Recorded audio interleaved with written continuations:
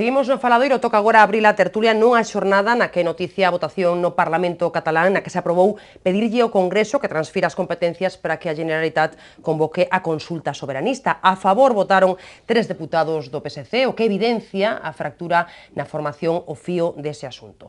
Xornada tamén de reaccións hoxe a ese escrito do fiscal Orrac no que acusa o xuiz Castro de basear a imputación da infanta Cristina nunha teoría conspiratoria. Fálase tamén de se debe evitar que a filla do rei faga ese paseo diante dos xornalistas e das cámaras de televisión na súa entrada ao xulgado como se fixo o seu marido. En clave galega seguimos a voltas un día máis ca reforma electoral que quere aprobalo PPDG. Andan intercambiando misivas os grupos parlamentarios centradas en ese asunto. Será porque non se ven as caras estes días no Parlamento galego, dado que xaneiro é un mes no que non hai actividade, algo que tamén se está a cuestionar e do que tamén imos falar. Bueno, son asuntos dos que nos toca falar hoxe, tamén de como están as cousas en Francia tras a polémica polo romance do presidente Hollande cunha coñecida actriz. Farémolo cos nosos convidados. Alba Nogueira, profesora de Dereito Administrativo na Universidade de Santiago. Que tal, Alba? Hola. Benvida un día máis.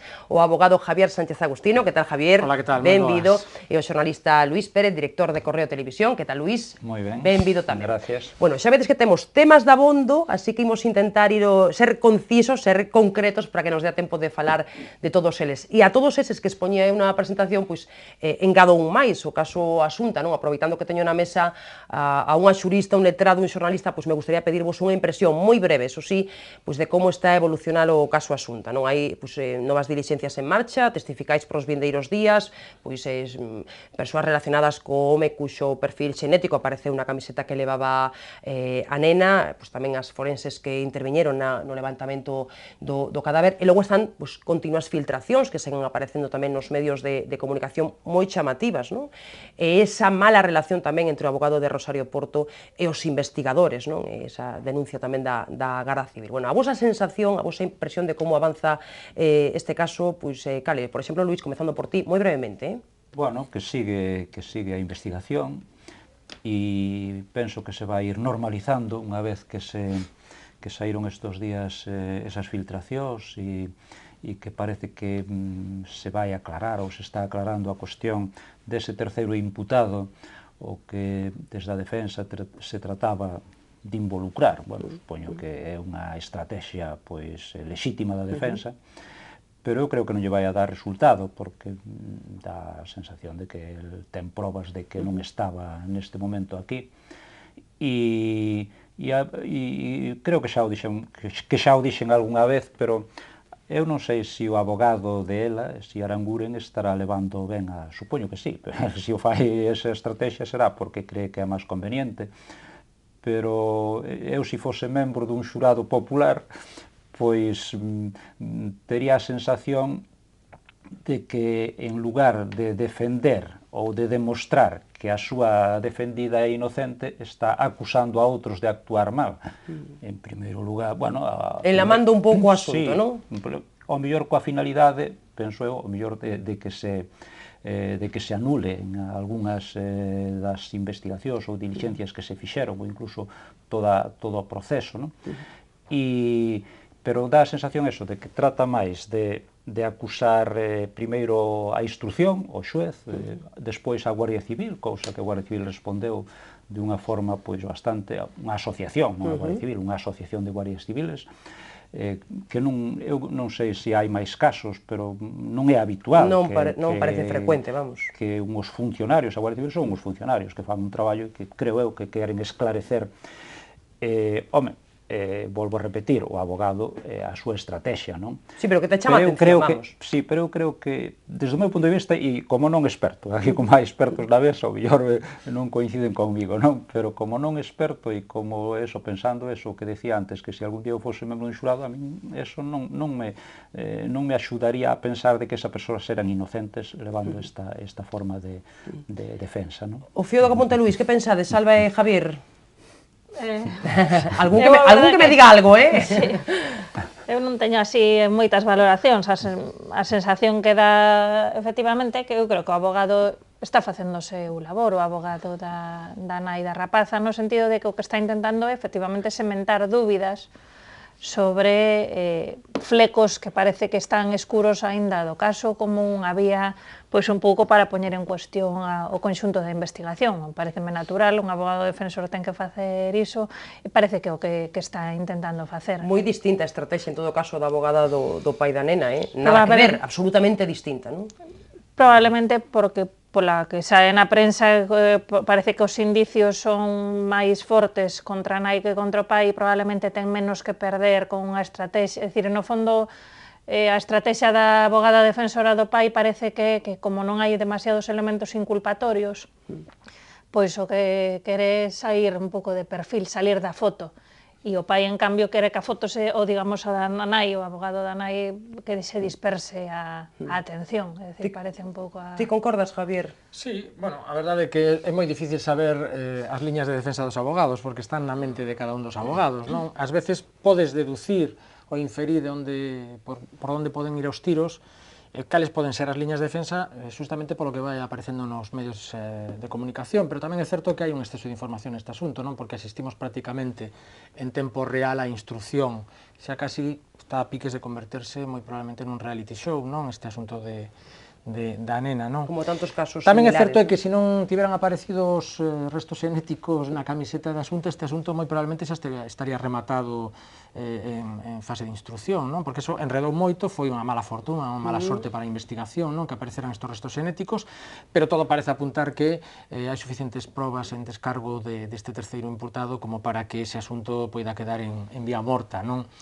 Pero bueno, si queremos un pouco, non sei, atrevernos a facer cábalas de cales poden ser as liñas de defensa, eu concordo un pouco en que efectivamente poden ir un pouco pola liña de nulidade de algunha das probas, non? Pois, por exemplo, o feito de que se gravaran conversas nos propios calabozos. E logo podemos escoitar a través dos medios de comunicación. O abogado con voz. Sí, con voz. Sí, pero non sabía que... Xa hai nas con voz tamén, con voz real, non? E logo, moi probablemente hai unha serie de cartas que se lanzaron xa por aí e que quedaron a mellor un pouco olvidadas, pero, por exemplo, a carta psiquiátrica xa veremos o que vai a dar de sí, porque non hai que olvidar que xa apareceu un psiquiatra en televisión dicindo que esta persona tiña un problema psiquiátrico, mellor alguén pode tirar deso para xogarse unha última carta psiquiátrica, non? E logo, efectivamente, está o tema dos restos genéticos que, dende o meu punto de vista, moi probablemente quede en vía morta nos próximos días. E logo, con respecto a se hai ou non diferencias entre as defensas dunha e do outro, bueno, o que pasa é que unha das defensas é máis silenciosa que a outra, non? E niso concordo con Alba en que, efectivamente, ten menos que perder a defensa de Rosario Porto, entre outras cousas porque os xuicios se está dilucidando na rúa, é dicir, aqueles que vayan a ser membros do xurado están recibindo información e de alguna maneira todas as partes, uns e outros, xa están facendo o xuizo na rúa porque están tratando de contaminar aos membros do xurado pois con toda clase de informacións e de alguna maneira é moi difícil, se te vas a ser membro do xurado, abstraerte de toda esa marea informativa que, a fin de contas, pode convencer a algúns, en todo caso, pode crear algunha dúbida razoable. E se crea algunha dúbida razoable, a mellor sona a flauta. Xa veremos logo se hai probas claramente incriminatorias contra estas dúas persoas. Bueno, pois veremos que pasa. Se vos parece, imos ir avanzando, porque o tempo corre, temos máis cousas das que falar. En Clave Galega, un día máis, abordamos nesta mesa a reforma electoral que quere aprobar o PPDG, que deixará o Parlamento con 14 deputados menos. Está claro que non vai haber acordo entre as forzas parlamentarias, entre as 4 forzas parlamentarias. Non sei se pode haber un acordo entre as forzas da oposición, non? Na busca desa fronte común que pedía o voceiro do BNG, Xavier Vence. Bueno, está iso por unha banda, e logo pola outra falase tamén estes días de se está xustificado que os deputados non traballen ou non teñan actividade no Parlamento neste mes de xaneiro. Traballar, poden traballar, e dicía de feito o vicepresidente Rueda que traballan, non? A lo menos os do Partido Popular. Bueno, sobre ambos os dous asuntos, que opinades? A ver, Alba, por exemplo, a reforma rotundamente en contra, imagino, e non hai argumento que che convenza, non? Nin o do aforro, nin o de que estea no estatuto, nin... Si se empezaran por aforrar nas cousas que son máis prescindibles, estas, digamos que hai moitos elementos en riba da mesa onde aforrar, antes que aforrar en democracia. As diputacións, sen ir máis lonxe, hai 108 deputados provinciais en Galicia que é un gasto moito maior que os 14 deputados e deputadas, as funcións que ten o Parlamento, digamos, como representación e como defensor dos intereses do conxunto dos galegos. É dicir, que simplemente aí poderíase aforrar moito máis. Feijóo gasta 6 veces máis en asesores nunha legislatura do que se vai a aforrar no Parlamento. De feito, o propio Parlamento leva aforrado nos últimos tempos, como días, case un 20% do seu orzamento.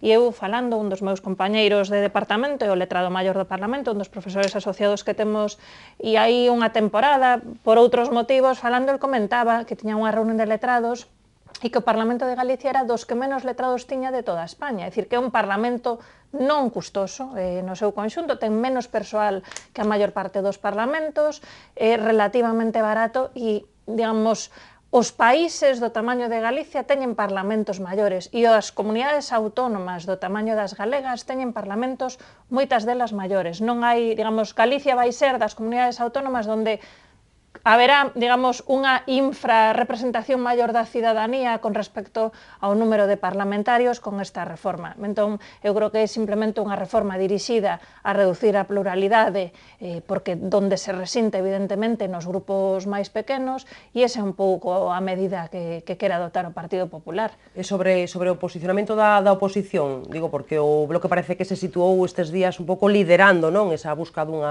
un posicionamento común entre as forzas da oposición. Parece que, logo me dirán Luís e Javier se pensan tamén, parece que o fixo ben o Bloque con este asunto. Primeiro, Alba, brevemente. Sí, hai que ter en conta que o Bloque xa tiña unha proposta presentada antes que o Partido Popular, é dicir, o Bloque rexistrara a súa proposta en maio do ano pasado, é dicir, que xa levaba 6 meses unha proposta ou 8 rexistrada no Parlamento, e un pouco que quere non liderar no sentido de poñer en común, eu creo que valores que son propios da esquerda, afondar na democracia, na pluralidade. Eu creo que é algo no que deberían estar de acordo todos os grupos da esquerda no Parlamento. A ver, Luís. Sí, respondendo á pregunta, eu creo que sí, que o Bloque, pois, en isto está... Estaban os outros un pouco a outros asuntos, o mellor, AG, PSDG, non? Sí, tomou a dianteira, aparte de que xa desde o ano pasado, pero agora que volveu con forza este asunto, pois situouse, digamos, que está liderando dentro da oposición esta oposición á reforma, non? E isto é un tanto, sin duda é un tanto que hai que, eu creo que hai que dar ao Bloque e ao seu novo líder, isto é clarísimo. E ademais penso que se está consolidando non xa dentro do Bloque que está, sino como neste momento, e en parte polo que decías, porque pola debilidade dos outros problemas, tamén por demérito, non, dos outros grupos, porque o Partido Socialista e a AG teñen moitos máis deputados, deberían estar... Teñen outras frontes abertas estes días, non? Bastante, sí, bastante. E entón, neste sentido, e ademais me parece, e a última proposta que fixo de considerar hábil o mes de xaneiro, a mí me parece moi apropiada, porque cando empezou o parlamentarismo, pues, probablemente se podía explicar, os diputados tardaban, o que se dice sempre, tiñan que comunicarse directamente, personalmente, cos seus electores, tiñan que desplazarse, os desplazamentos eran moito máis longos e en tempo, sobre todo, e entón, agora, estas cuestións, polas novas tecnoloxías, hai unha comunicación inmediata e directa prácticamente con todo o seu electorado, non? Entón, me parece que sí, que o mes de... Incluso no verán, o mellor os 2 meses é excesivo, creo. Aí o mellor habría que adaptarse máis aos horarios, ao calendario laboral do resto dos traballadores ou dos funcionarios, que serían máis aproximados ao seu traballo, non? E despois, en canto á reforma, me parecen os argumentos, pero non os comparto. Non comparto que reducir o número de diputados sea disminuir a democracia sempre que se manteña a proporcionalidade aproximada, o sea, que haxa 80 deputados non é máis democrático que haxa 75, nin que haxa 70, nin que haxa 61. Sempre que a distribución se faga de forma equitativa. Ten outros efectos, é dicir, que ese é o argumento co que xoga o Partido Popular, pero o Parlamento non funciona só en pleno, e en comisións sí que vai suceder. Ahora hai nas comisións solo un representante de AG e un do Bloque.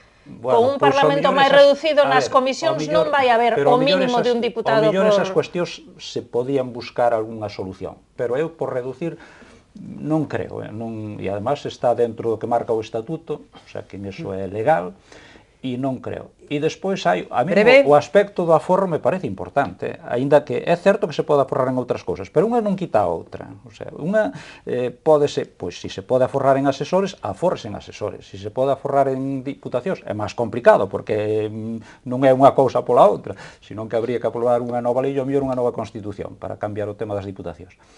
Pero eso, a min 1 millón de euros ao ano, que é o que calculan aproximadamente, me parece bastante diñeiro. A ver, Javier, sí, eu estou de acordo con Luis en canto a que efectivamente todo suma, todos os aforros suman, ¿no? E por tanto é certo que a mellor 1 millón e pico de euros nas cantidades que, nas cifras que se baixan na administración, pois poda parecer pouco, pero sumado a outras cantidades que se van sacando de aquí e de alá, pois seguramente teña a súa importancia. En canto que xa disminución democrática, bueno, eu entendo que non, e non creo que na mentalidade realmente do Partido Popular este de disminuir a democracia, porque cantaría demasiado e sería poñer... Tanto como lle cantaba a Feijóo na legislatura pasada, que lle dixo ao bipartito que non o podían facer sin contar co PP. Escoiteite porque valía antes en e non silencio. Ahora. Cantaría demasiado e sería darlle munición á oposición innecesariamente nestes momentos que parece que a oposición pois, electoralmente está en horas baixas, non? Prácticamente toda a oposición en Galicia. Por eso que meteríase en un xardín que a mellor non era necesario. Facelo por aforro, bueno, xa digo que todo suma, pero tamén é certo que isto se fixo nun momento da crise económica, xa estamos saindo da crise económica, cando este se aprobe, a mellor xa estamos fora da crise económica e non ten ningún sentido aforrar 1 millón de euros, non? Xa veremos. Está no estatuto, e aqueles que fixeron o estatuto, se consideraron que era posible ter menos diputados e, por tanto, estaba garantida o que era a democracia en Galicia con máis ou menos diputados, pois eu entendo que eso non vai a afectar a democracia en Galicia. Ademais, vai a ser aplaudido, creo que pola opinión pública, porque calquer tipo de gasto ou calquer tipo de aforro en gasto dentro da administración nestes momentos, na sensibilidade que hai na ciudadanía, está ben visto. Con respecto ao tema de cales poden ser alternativas en vez de a disminución de deputados, bueno, eu non encontro que eliminar as vacacións de xaneiro, iniciar o período parlamentario antes, pois é unha alternativa á disminución de deputados, non? Creo que iso é a búsqueda de eficiencia, que é outra cousa máis, non? Habría que buscar a eficiencia no traballo dos deputados, non? Eu penso que sería máis interesante indagar ou profundizar na transparencia do traballo dos deputados, non? Porque está por ver. Din, Luís, por empezar, na súa parte final da súa intervención, que din que os deputados só se comunican cos electores. Bueno, estou esperando que comuniquen comigo, porque non recibo señais de ningún deputado do Parlamento. E neste sentido, eu sempre dixen que no Parlamento de Galicia, como outros parlamentos, se concentran as sesións parlamentarias cada 15 días nunha sesión parlamentaria de 2 días. É certo que traballan en comisión, pero tamén moitas das comisións se concentran justamente para facilitar o traballo aos deputados e que non teñan que vir á cidade de Santiago. Hai que pensar, habría que preguntar, que fan os deputados o resto dos días, non? E eu sempre dixen e propuxen que os deputados tiñan que ter aberta unha oficina parlamentaria na rúa, precisamente para esa comunicación cos electores, porque eu teño dúbidas de que haxe esa comunicación cos electores. Non sei se está feito o traballo, pero se hai unha enquisa que se pode facer é preguntarlle aos electores cales son os seus deputados pola provincia da Coruña, de todos os partidos, non do partido que les votan. Estou seguro que fallan prácticamente o 99% dos galegos. Non saben quen son os seus representantes, nin senadores, nen diputados nacionais, nen deputados provinciais, nen deputados autonómicos.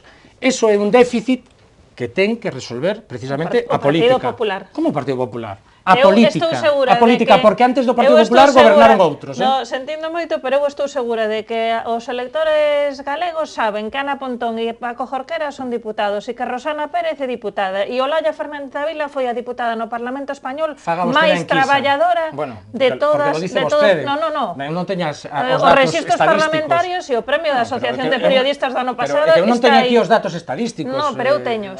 Eu non teño os datos estadísticos, porque son menos deputados os seus. Bueno, pero no Parlamento de Galicia, menos deputados, menos deputados coñécense máis. Menos deputados, os do bloque triplican o traballo de AGE duplican o traballo do PSOE e máis que case duplican o do PP. Non hai que medir a cantidade, hai que medir a calidade do traballo.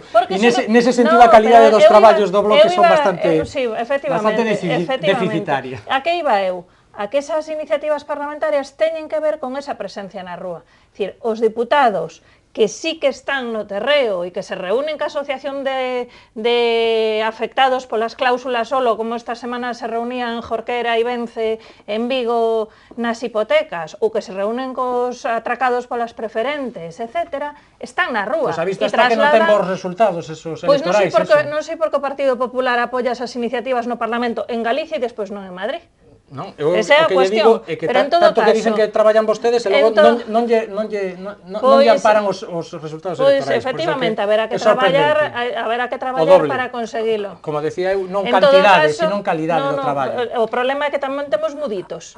E temos moitos diputados, efectivamente, e o mellor é o que lle sobra ao Partido Popular. Os muditos que ten sentados nas bancas que o único que fan é pulsar un botón. E iso é un problema. Normalmente, en iniciativa sempre a oposición fai máis, eso en casi todos os parlamentos, porque, bueno, porque é unha forma tamén de facer... Pero diputados que non se estrenaron das bancadas do goberno un pouco heavy, Eso, eu creo, bueno, eso nos partidos grandes, o PP e PSOE no Congreso dos Deputados, por exemplo, en Madrid, pasa sobre todo cando están, en función de que estén no goberno na oposición. Cando o PSOE estaba no goberno, pois había deputados que tamén creo que salían por aí que fixeran unha pregunta ou ningún ano, e agora tamén cos do PP, pasa igual. Entonces, bueno, eso é certo. E os partidos que teñen menos deputados, pues, obrigatoriamente teñen que ser máis activos, porque están en máis comisións, ou por lo menos en parte, e teñen que ser máis activos. No, eu que quería era comentar, cando falamos así de calidade democrática, que o mellor hai un aspecto no que podo dar en parte a razón, de cando o mellor disminuir diputados, que eso o mellor impide que grupos máis pequenos non teñan acceso. Eso sí que é certo. Pero E os grupos medianos, é dicir, na medida en que non podan estar presentes en todas as comisións, reduces calidade democrática. Pero eso a mellor se podía reformar. O tema, digo eu, non sei. E por que non reformamos na liña da que propón a reforma do Bloque de reducir os salarios? Aforrar a mesma cantidade de cartos, reducir os salarios. Pero aí sempre digo o mesmo, fágano xa, igual, que unha cosa non quita a outra. O sea, se se poden aforrar salarios, afórrense. Entón é que están ganando demasiado. Non, tamén temos que pensar que estamos falando da institución que representa os intereses de todos os galegos e galegas, e pensemos se é coherente que o Concello de Vigo teña, que son 25 concelleiros ou 30, non sei que tamaño ten o de Vigo. Pero en todo caso, Santiago ten 25, non? Santiago ten 25, é dicir, o Concello de Santiago, que ten 95.000 habitantes, ten 25 concelleiros. Pero o Parlamento que representa a todos os galegos e as galegas teñen que ter 61. Home, vamos... Os 25 concelleiros non cobran un salario como os 75 diputados do Parlamento. Pero eu creo que non son cuestións... Cobran as dietas de asistencia plenas, non? Bueno, pero vamos a ver que dietas de asistencia plenas. Eu creo que a xente que nos está escoitando pensa que son de asistencia para comer novilas, no desaparecido Vilas.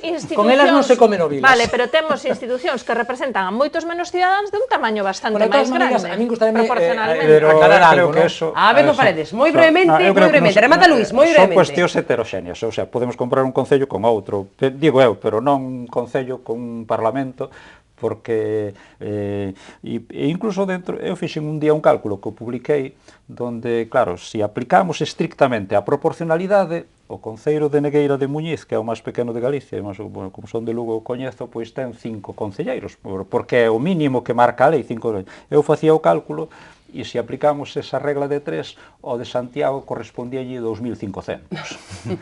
O cal, bueno, pois hai que establecer, digamos, uns criterios de... En todo caso, quero dicir que a reforma vai un pouco na liña do que pretende o Partido Popular. Está claro que están na liña de reducir o autogoberno, de renunciar á defensa das competencias propias, e un parlamento xibarizado é un parlamento, no fondo, que responde á concepción que ten de autonomía o Partido Popular. Cada vez temos menos competencias, admiten o proceso de recentralización sin decir nin chío, E claro, o Parlamento sobra. Competencias- Sobra porque cada vez... Competencias hai as mesmas, Non, que non hai foron as as mesmas. transferidas. Non. As competencias cada vez están máis reducidas. Bueno. Eu leo todos os días o BOE A ver. e vexo como hai unha recentralización en cada unha das leis que se está aprobando. Sin ir máis lonxe na lei de reforma local. Javier, Javier, dígame a vostede cal foi a primeira devolución de competencia ao Estado Central por parte da autonomía. Non digo devolución, Pues ya está. digo competencias con unha interpretación donde se esa é unha achica o forma de espacio falar. autonómico. Non é unha forma de Eso é unha falar. forma interpretativa Non é forma do que son os interpretativa. exercicios das Pero vamos a competencias ver, por parte da Xunta de Galicia, Javier, en e entonces, absoluto. por que recurre Andalucía, Cataluña, o País Vasco e incluso comunidades autónomas do PP frente a decisións con conflictos de competencia? Porque as últimas normas que se están aprobando, a LOMCE, a Lei de Reforma Local, a Lei de Unidade de Mercado, son leis de recentralización competencial. Bueno, según interpretacións. En todo caso, gustaríame aclarar que cando breve. antes falei do traballo dos diputados, creo que é algo sano para a democracia que haxa transparencia sobre o traballo dos diputados, que o contido do traballo dos diputados é bastante descoñecido pola cidadanía, por moito que diga Alba que os seus son moi coñecidos e traballan moito polas rúas, non? Por certo, eu falaba de todos os diputados, non vin aquí a falar dos deputados do PP, ou a defender os do PP, pero pero Alba douse por aludida e rapidamente foi en defensa en tromba dos deputados do Bloque Nacionalista Galego. Cando eu digo... Non ia defender os do PP, xa me extrañaría moito. Claro, pero fai falla, transparencia do traballo dos deputados, que é bastante descoñecido pola cidadanía, e é sorprendente e lamentable que a estas alturas da democracia, cando levamos tanto tempo xa de democracia, que xa podemos decir que somos un poquiño maduros na democracia en España, que sexa tan descoñecida a laboura dos deputados. Esa é a realidade, e isto tense que coñecer. E din vostede, é que vamos a falar... Pero para coñecelo, o mellor temos responsabilidade tamén os cidadáns, porque hoxe pois hai unha páxina web, pero os se os partidos deputados están amurallados no Parlamento, os deputados están amurallados no Parlamento, nos parlamentos están amurallados, atrincherados, prácticamente, bueno, non digo que haxa deputados que van á rúa e que traballan, non quero generalizar porque toda generalización leva injustizas, efectivamente, pero moitos dos deputados e moito do traballo dos deputados realízase cara adentro, portas adentro, non trasluce ao exterior. E é unha simple estadística de facer 3.000 preguntas. Mire, creo que na anterior legislatura fixéronse no Parlamento de Galicia por parte da oposición 35.000 preguntas. A min parece unha aberración facer 35.000 preguntas, porque mentre se está preguntando, se está perdendo tempo, é dicir, se poden facer 35.000 preguntas ao goberno, simplemente están feitas pois para paralizar a acción do goberno, porque non poden ter outra... Mire, cando vostede está facendo 35.000 preguntas, ninguén se cree que se poden facer 35.000 preguntas ao goberno en 4 anos. Non se pode, eso non o comprende ninguén. Hai outra forma máis de traballar que estar simplemente criticando, obstaculizando a laboura do goberno. Por eso que eu digo, hai que coñecer nitidamente o traballo dos deputados. E a min pareceme que eso é unha hixiene democrática que ten que ser aplaudida por toda a opinión pública, creo eu. Non quero eu fastidiar... Non digo, o amurallamento, entre outras cousas, pasa porque, por exemplo, a cidadanía pode asistir aos plenos sin que sexa unha especie de asalto. Bueno, pero es que hubo asaltos no Parlamento, non falen eso, non se metan ese xardín. Por favor, es que no Parlamento hubo asaltos, sí. Bueno, claro, que hubo asaltos. A mí o que me gustaría... Houve amenazas de morte. Bueno. E xente do Bloque Nacionalista Galego abrazando aos que amenazaban de morte aos parlamentarios. Non foi así en absoluto, non foi así.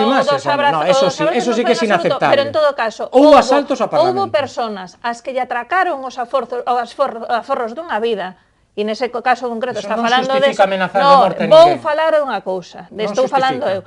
E é normal, digamos, é normal que persoas que ven que todos os aforros da súa vida llos rouban diante dos narices perdan o control nalgún momento. O que non o debe perder é a presidenta do Parlamento. E o que non pode é pois amurallar o Parlamento, que a sala de plenos sexa unha especie de gallola de ouro. Tomar as mínimas garantías de seguridade para que as sesións do Parlamento discurran con normalidade, me parece que é unha das funcións da presidenta do Parlamento. O mellor a presidenta debía ver os debates do Parlamento inglés e ver que son bastante máis intensos do que son Por certo, no Parlamento inglés non hai ameazas de morte. Xa sabe vostede o que lle pasa, non? Deixámoslo aí, facemos pausa para publicidade, está interesante, pero temos tantas cousas das que falar que temos que facer parón agora mesmo, pequeno descanso e a volta comezamos por Cataluña.